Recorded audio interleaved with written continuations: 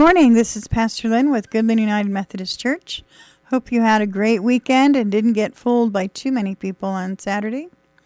Today we begin the 13-day countdown until Easter.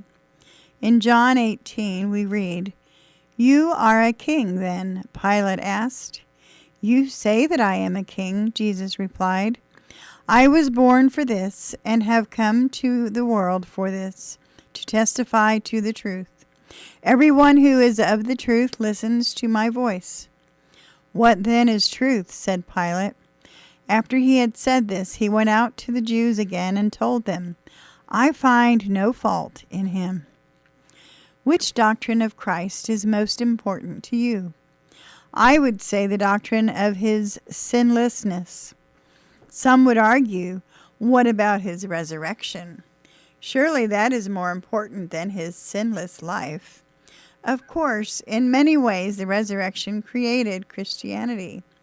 If the resurrection created it, though, the sinlessness of Christ authenticated it. If Jesus arose from the dead, but only as a sinning Savior, could he truly save? Wow, those are words to think about. In what way could a sinner's resurrection liberate the rest of us who need to be set free from our sin? To help us, Jesus must be our moral superior. Humankind has always struggled with sin. Even though the Greek religions carved their gods and goddesses to be ideal, well-formed in body, strident and tall, a picture of what humankind was supposed to be, their gods were capricious and indulgent.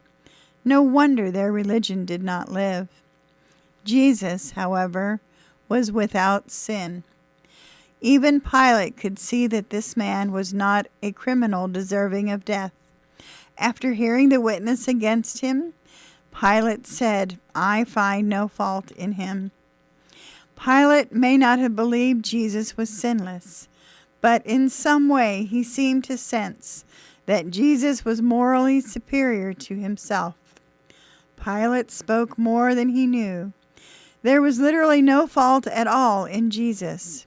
He was indeed a lamb without spot and without blemish.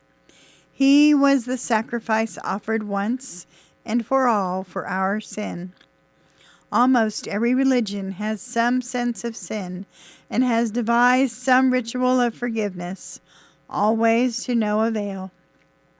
The writer of Hebrews admitted that the ancient blood sacrifice system of the Jews was also ineffective if the sinner's trust was merely in that ceremony.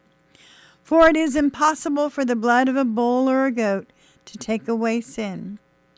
What can he do then? The Apostle Paul wrote that God made one who did not know sin to be sin for us, so that we might become the righteousness of God in him. 2 Corinthians 5:21. So I guess to sum things up today, Jesus truly is the no-fault Savior. Because he was the perfect Son of God, your imperfections are covered by his blood. You are free forever. After all death was shattered by the sheer force of one life as it was meant to be lived. Have a great day.